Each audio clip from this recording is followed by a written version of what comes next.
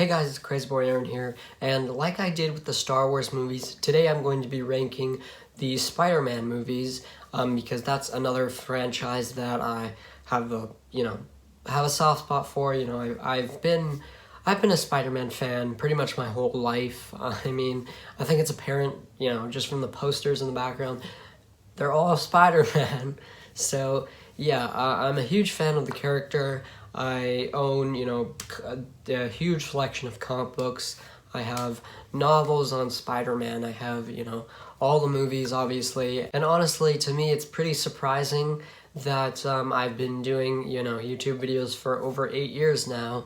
And I'm such a big Spider-Man fan. I haven't really had a lot of videos dedicated to Spider-Man.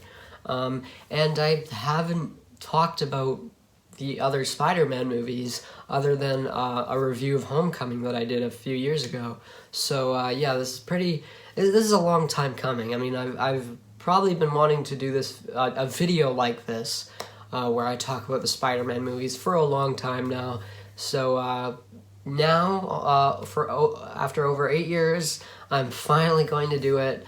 I'm going to be ranking all 9 Spider-Man films that were theatrically released in theaters. Number 9 is Spider-Man Far From Home. Spider-Man Far From Home is, in my opinion, the worst Spider-Man movie because it doesn't understand the character of Spider-Man.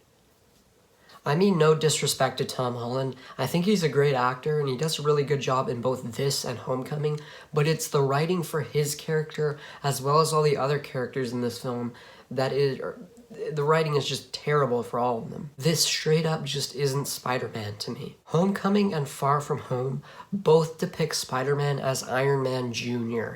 And yeah, I know a lot of people made that joke, but it's true. Even if you like MCU Spider-Man, it is a fact that these films are not very accurate to the comics. And even if you ignore the fact that it's not very accurate to the source material, I still think it's a pretty terrible film as a standalone. The constant dumb jokes in the movie really got on my nerves. Mysterio's whole character sucked. It tries to make you believe that he's not the bad guy, but he's so clearly the fucking bad guy, especially if you've read the comics. And don't even get me started on MJ. Again, Zendaya's not the problem. It's the fact that the writing for her character sucks, and that she is nothing like any of the Mary Janes we know from any of the comics. Hey, this is Aaron from the future editing this video, and I completely forgot to say that Aunt May in this film is probably the worst Aunt May we've ever had. Acts nothing like the character in the comics, so yeah, just wanted to point that out. This film is so bad that this is one of the biggest reasons why I gave up on the MCU. I might still watch the Spider-Man MCU films going forward, but I am done with everything else. Again, this is just my opinion. I'm not saying that you shouldn't like this movie because it's not comic accurate. Just because it's not comic accurate doesn't mean you have to automatically hate it. This is just what I thought. Number 8 is Venom. I know a lot of you will disagree with me with putting this on the list because you say it's not a Spider-Man movie. Now, I can understand if you don't think this is a Spider-Man movie, but personally for me, I do consider it a Spider-Man movie because it's associated enough with Spider-Man and it has enough Spider-Man characters from the comics for me to consider it a Spider-Man movie. Venom is a bad film. The thing with Sony's Marvel Universe, as they put it, is that they aren't really too concerned with putting a lot of care into these movies because they know it'll make money just because it's associated with Spider-Man, and they're trying to set up a universe just like all the other studios because what they are doing is successful, so they think it's just going to be popular because, again, it's associated with Spider-Man, and they know that the characters are popular, and so they don't put enough care into this movie, and that's the main problem with it. It's terrible writing, terrible acting, and it's really not comic accurate. And yeah, Morbius is the next film in the SMU, and I don't have high hopes for that film. It's coming out, I think, 2021, and yeah, I've seen the trailer and it looks pretty mediocre. Number 7 is The Amazing Spider-Man 2. And just like everybody else that has talked about this movie, My main problems are that there's way too much stuff being forced into the movie, and it's trying to focus on all these different things, and there's so much in the movie.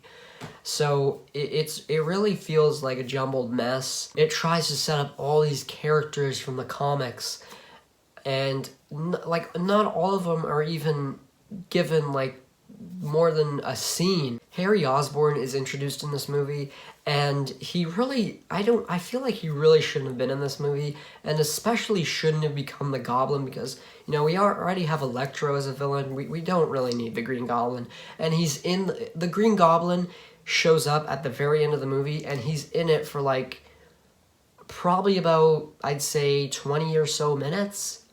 I'm serious. Like, it's really bad. The acting in this movie is actually really good, and that's one of the best things about this movie. Gwen's death was really not surprising at all to me, because if you've read the comics, and it's one of the most iconic Spider-Man comics, so as soon as the Green Goblin showed up, I knew right away that Gwen was gonna die. However, the actual scene where she dies is probably the best scene in the entire movie. It is extremely well acted from Andrew Garfield's part, but unfortunately the performances do not save this movie. The Amazing Spider-Man 2 mainly suffers from too much shit being forced in. Number 6 is Spider-Man Homecoming, and I reviewed this film on my channel a few years ago, so I'm not going to go too much into it. My opinion has changed significantly, but I'm still not going to go too much into it, because I pretty much hate this film for the same reasons as Far From Home. It's really not comic accurate. The title of this film should really just be Iron Man Jr. Homecoming. The best part about this film is easily Michael Keaton as Adrian Toomes / the Vulture. His performance is really fantastic. Easily my favorite scene in the entire film is when they're in the car and he's driving Peter and Liz to homecoming. He's slowly discovering that Peter is Spider-Man. I'm sorry. He's slowly discovering that he's Iron Man Jr. But yeah, the scene is really well done from both Keaton and Holland. But yeah, other than that, Spider-Man Homecoming sucks. Michael Keaton is the sole reason why this is number 6. Number 5 is The Amazing Spider-Man. This isn't a horrible film, but it's not very good either. This is kind of the transition in my list from bad to this is the average, and then it goes into good after this. But yeah, this isn't a horrible film, like I said. Andrew Garfield, his performance, like the second, like I said with The Amazing Spider-Man 2, the performances are great. The main problem with this film is that we really don't need it. It's another origin story when we only got one 10 years earlier, so the fact that we got another origin story was pretty pointless, and the origin story at the beginning takes up around 40 or so minutes of the movie. The Lizard is probably one of the worst villains we've gotten in the Spider-Man film so far. His plan is to turn all of New York into lizards, and yeah, I realized that was sometimes his plan in the comics, but for me, I mean, it was just really cartoony for this serious movie, and it was really weird. A lot of people complain about how the suit looks, and while I'll admit it is a little weird looking, I don't think it's that bad. Overall, The Amazing Spider-Man is a pretty average film. Number 4 is Spider-Man 3. Now, a lot of people, when this film came out, hated it, and while a lot still do, I come to find that nowadays a lot more people are starting to like it. And there's a lot of people saying that it's as good as 1 and 2. Now, I personally don't agree with that. I still think this film is pretty good, and it has really great moments. However, I don't think it's, on par as 1 and 2. My main problems are obviously what a lot of people say, Venom being forced into the movie, and Sandman being the actual killer of Uncle Ben. It's revealed that he's the actual killer. It's like a kind of a twist in this movie. And to me, I really don't like that, because it ruins the whole point of why Peter is Spider-Man, because he feels partially responsible for Uncle Ben's death. So having Sandman be the killer and having it so Peter didn't even know about him, he didn't encounter him, So, and Sandman accidentally pulled the trigger. So it makes it feel like Peter isn't responsible at all. But other than that, the characters are still great. There's still a lot of great moments. The action scenes are amazing. Yeah, okay, like a lot of like some of the green screen with the Harry versus Peter fight at the beginning, like it's a little dated, but it's still fun to watch. I mean, the action is really good. My favorite action scene in the film is when Spider-Man with the black suit is fighting Sandman in the subway, and yeah, it's really fun to watch. If you removed Venom entirely and made Sandman more of a side villain that, like maybe Spider-Man encounters throughout the movie, and then just made Harry the main villain because that's what the last two films were building up to, I think this could have made Spider-Man 3 as good and on par as the first two. Number 3 is Spider-Man Into the Spider-Verse. This film is hands down just fantastic. So much care and detail was put into this film. There are still Easter eggs that I'm finding out about the film today. So, that's pretty impressive that there's still new things I'm finding out today. However, I do have two major plot holes that, well, the first one's major, the second one's minor, but I've heard almost pretty much no one talk about them. It involves Gwen being there before the collider goes off, because the collider is the thing that brings all the other spider people to Miles's dimension, but we saw that Gwen was clearly there before the collider went off. So how did she end up in Miles' dimension? They state earlier that she did get there from the collider just like all the others, but that's bullshit because, like I said, we clearly saw her there before. Then on one of my rewatches, I also noticed another minor plot hole involving Gwen again. She states that her spider sense told her to head to Vision's Academy, which is Miles' school, because, Miles was there. And they're trying to, say that it was because Miles had powers, so, the two spider people were attracted to each other. But that doesn't make sense, because at that point, Miles didn't have powers, so there's no reason why Gwen's spider sense could lead her to him. But other than those two plot holes, I don't really have any other problems besides that. The characters are great, the visuals are amazing. Like I said, so much care was put into this film. If you are a Spider-Man fan, then I would absolutely recommend this film to you. Number 2 is Spider-Man. Yes, Sam Raimi's classic. This film. This I don't care. This can be considered a classic. I know it's only 2002, but I don't care. It's a classic. This film, not only is it great, but this and the second film are the most comic accurate Spider-Man films we've gotten to date. That's right, fuck the haters, because Tobey Maguire is the best Spider-Man we've gotten on film so far. His performance is great, and all the other characters' performances, all the other actors are great. Willem Dafoe, especially as Green Goblin / Norman Osborn, he captures the character of Norman Osborn so well. And of course, one of the best casting decisions of all time, J.K. Simmons as Jameson is fantastic. He captures the character note for note from the comics. His performance is amazing. He's funny. He acts exactly like Jameson. He's great. Easily the best Jameson we've had in any Spider-Man adaptation. The soundtrack is amazing. I mean, out of all the Spider-Man films, I think that the Raimi films have the best soundtracks. What else can I say that hasn't been said already about this film? It's fantastic. And, if you haven't seen this film, go watch it right now.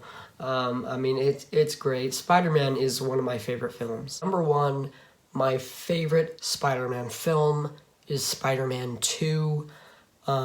Yes, some of you may have expected this, but Spider-Man 2 is an amazing film and a fantastic adaptation of the character. The performances, great.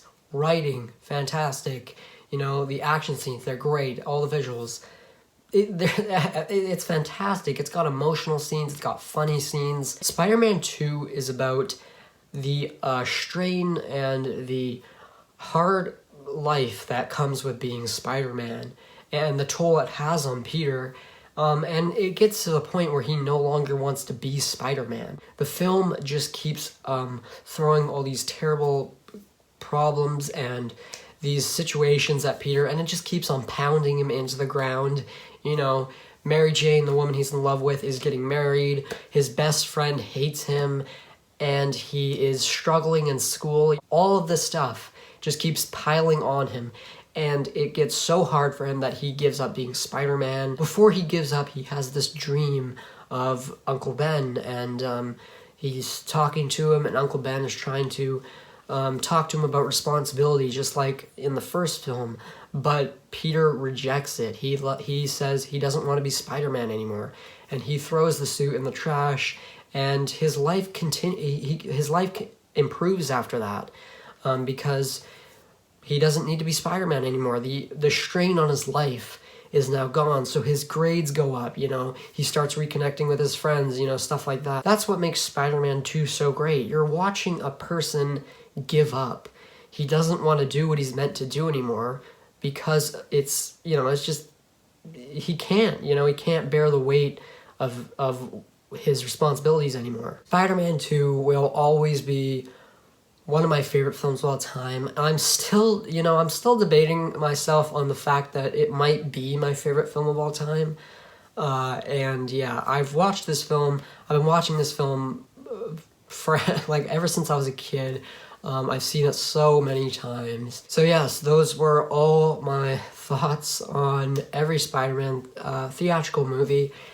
And yeah, so let me know what your thoughts on the Spider-Man movies are. If you've seen them, probably, again, won't get a lot of comments, but yeah.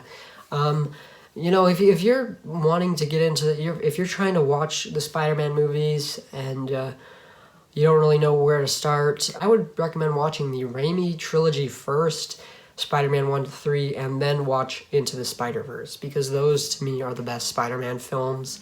And then after that, you can watch the films whatever order you want. So yeah, hope you guys enjoyed this video. My next video is probably going to be a book review. I ordered it, and it's supposed to be arriving sometime in about a week, so I will be a little bit late because it actually releases on July 21st, and it's supposed to come in July 27th, I think. But yeah, once again, thanks for watching this video, and have a good night.